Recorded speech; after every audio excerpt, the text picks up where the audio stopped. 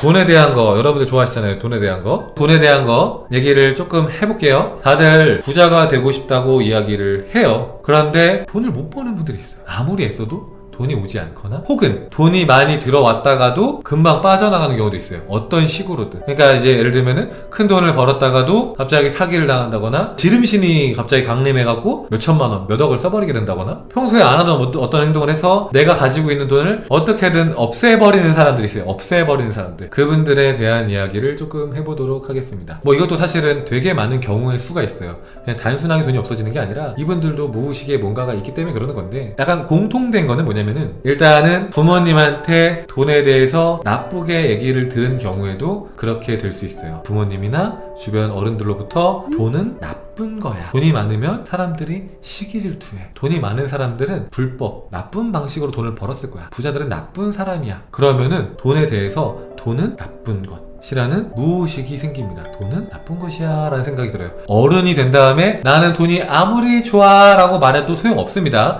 어른이 돼서 말하는 건 소용없어. 어렸을 때 그게 딱 박혀버리면은 잘 안 없어져요. 이게 대표적인 사례가 종교인들이 배우는 게 물질을 멀리해라, 물질은 악이다, 물질을 탐하는 것은 저속한 마음이다, 낮은 주파수의 마음이다, 이런 얘기를 계속 들어 종교인들은. 그래서 포뮬리티 그런 질문을 하잖아요. 아니 슈카님, 아니 명상 상태에 머물고 좋은 주파수에 머물면 돈이 들어온다면서요. 근데 왜 스님들은 가난해요? 스님들한테 돈은 죄거든요. 좋은 게 아니거든요. 돈이 들어오면 안 돼. 그래서 돈이 들어왔다가도 없애는 체험을 합니다. 보통 오히려 정석대로 잘 배운 스님들이 그렇고 요즘에 MZ 스님들은 돈을 좋아하는 경우도 있다고 들어갔고 그런 경우에는 괜찮을 수 있습니다. 하지만 내가 옛날 방식대로 배웠고 돈을 죄악시 여기는 그런 어떤 풍토 속에서 컸다 그러면은 돈을 굉장히 죄악시 여기고 멀리합니다. 그래서 돈을 창조하지 않아요. 아무리 수행이 깊어져도 돈이 그 사람한테 안 와. 아무리 높은 주파수 있어도 안 와요. 돈을 원하지도 않고. 근데 웃긴 거는 내심 원하는 마음은 있지만 속에서 원하지 않아요. 속에서. 겉에서 돈을 원해라고 해도 속에서 원하지 않는다고. 어떻게 아냐? 제가 말했죠. 정말 많은 사람들 만난다고. 스님도 만나서 수업한 적 있어요.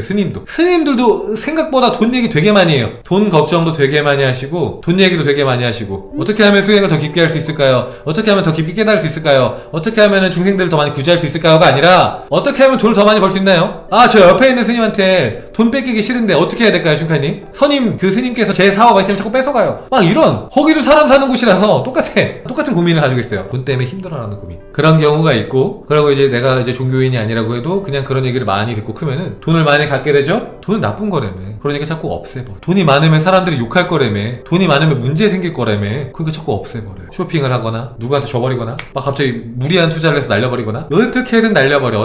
어떻게든 빈털터리로 돌아갑니다. 어떻게든 쪼들리는 상황까지 돌아가요. 그럼 마음 편해. 왜? 난 항상 가난했거든. 그 상태가 익숙하고 편해. 아, 편안하다. 겉으로는 스트레스 받는데 내면에서는 안정감을 느낍니다. 왜? 예를 들면 30년, 40년 동안에 가난했어요. 갑자기 내가 사업이 잘 돼갖고 부자가 됐어요. 되게 불안하고 뭔가 안 맞는 옷을 입은 것 같고 뭔가 잘못하고 있는 것 같고 뭔가 이상해요. 그러다 망하죠? 마음이 편해.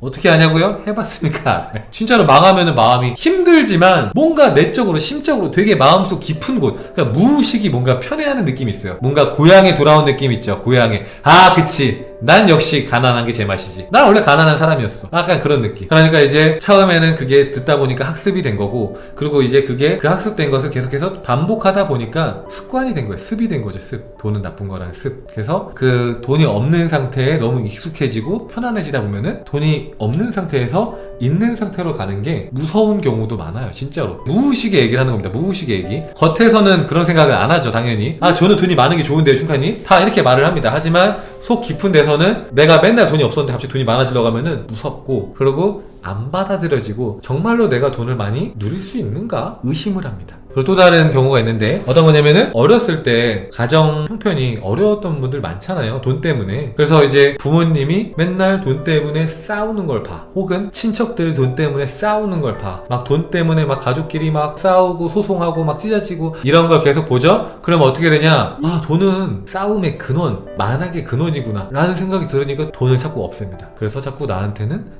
돈이 안 와요. 최근에 풍요창조 성공한 사람들 진짜 많잖아요. 엄청 많아요. 제가 요즘에 계속 듣고 있어요. 그 댓글에도 요즘에 달려요. 그 우리가 포라클 컴퍼니 카페에다가 이제 풍요 페스티벌 한다 해갖고 이제 거기에도 충카님 그 돈 들어온다는 방송 10번도 안 봤는데 창조가 됐어요. 돈 들어왔어요. 지금도 계속 얘기 들려요. 지금도. 근데 유독 안 되는 사람도 있어요. 아무리 해도. 예를 들면은 모든 걸 창조를 못한다. 그러면은 창조 자체를 끌어당김 자체를 뭔가 잘못하고 있는 걸 수 있죠. 방법을 잘못 알고. 그런데 다른 건 돼. 다른 체험을 했어. 그런데 뭔가 내가 돈만 뭔가 창조하려고 하면 돈은 안 들어와. 그럴 때는 뭔가 무의식에서 빗장을 딱 걸어 잠그고 막고 있을 수 있다. 내 내면을 막고 있을 수 있다. 그러면은 돈이 잘 안 들어와요. 저도 그랬어요. 그래서 창조를 아무래도 돈이 안 들어오길래 그 가로막고 있던 무의식부터 정화를 하고 이런 게 있구나 저런 게 있구나 이런 무의식이 막고 있었구나 그런 마음들을 알아차려주고 정화하고 풀어주고 나니까 돈이 훨씬 더 손쉽게 들어오는 거예요. 이전보다. 이게 IMF 시절이 있어서 더 그래요. 맞아요. 이제 우리가 부모님 세대가 IMF를 다 겪은 시절이잖아요. 그래서 대부분 돈 때문에 힘들었던 시기에 있기 때문에 그런 걸 이제 보고 크면은 내가 어렸을 때 기억이 없더라도 돈에 대해서 좀 나쁜 기억이 마음속에 새겨지는 경우들이 좀 많이 있어요. 나도 모르게. 저도 돈이 생기면 배달로 다 써버리거나 빠져나갈 일이 생기더라고요. 적어도 500은 넘게 들어오고 많으면 1000만원, 2000만원 한 달에 입금되는데 다 사라집니다. 똑같은 거예요. 제가 방금 말한 거랑. 많이 들어왔는데 많이 나가는 거 똑같습니다. 방금 제가 말한 거랑 크게 벗어나지 않아요. 큰 틀에서. 통장에 돈이 있는 꼴을 못 봐요. 그런 분들 있다니까요. 통장에 돈이 있는 꼴을 못 보는 포뮬리 꽤 많다. 아니 포뮬리를 보면은 돈을 못 벌지 않아요. 진짜로. 월 1000, 월 2000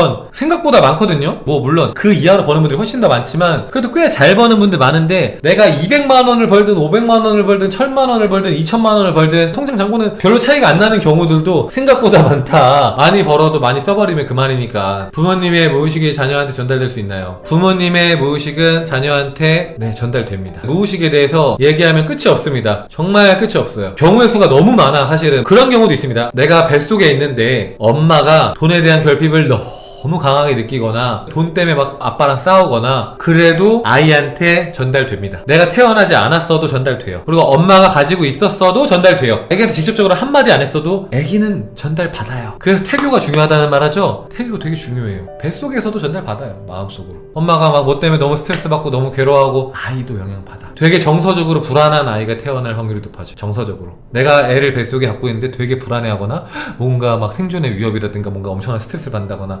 그러면 아이도 그 스트레스를 받습니다. 전달받아요. 여러분들 유튜브에 한번 검색해보세요. 애기들은 뱃속에 있는 일을 기억한다라고 말하면서 애기들 말하는 거 나오거든요. 한 번씩. 막 예를 들면은 어떤 꼬마애가 4살인가 그런데 나 그때 기억나. 엄마 뱃속에 있는데 엄마가 빵 사달라고 했는데 빵 안 사줘갖고 엄마가 기분 나쁘고 화났었잖아. 그래서 나도 마음이 안 좋았어. 막 이렇게 얘기하는 게 있어요. 엄마 아빠 깜짝 놀랍니다. 그걸 얘가 어떻게 알지? 뱃속에 있을 때 얘기야. 물론 기억 못하는 경우 있는데 애기 때는 기억하는 경우들이 종종 있거든요. 이제 어른이 되면서 까먹거든요. 근데 그 뱃속의 이야기를 하는 애기들이 있어요. 그때 기억나 하면서. 저는 돈을 아껴 쓰라고 가정교육을 받았습니다. 가난한 관념이 싫어서 그 저항으로 돈을 더 많이 쓰게 되는 것 같아요. 어떤 마음을 내야 하나요? 그러니까 돈을 쓰고 안 쓰고가 중요한 게 아니라 나는 가난함에 머무는 게 두렵구나. 빨리 벗어나고 싶어서 내가 자꾸만 아등바등 대고 있었구나. 이걸 먼저 알아차려줘야 돼요. 돈을 쓰지 마. 돈을 써가 아니라 내가 이렇게 돈을 쓰는 게 풍요로워서 쓰는 게 아니라 내가 이 가난이 싫어서 쓰고 있던 거구나. 돈을 쓰는 건 사실 풍요로운 마음이 아니라 가난의 마음이었구나. 가난의 마음으로 계속해서 돈을 쓰면서 부자인 척 흉내만 내니 더 가난해졌던 거구나. 내 마음의 뿌리는 풍요가 아니라 가난이었구나 라고 깊은 자각과 통찰이 필요해요. 그런 알아차림.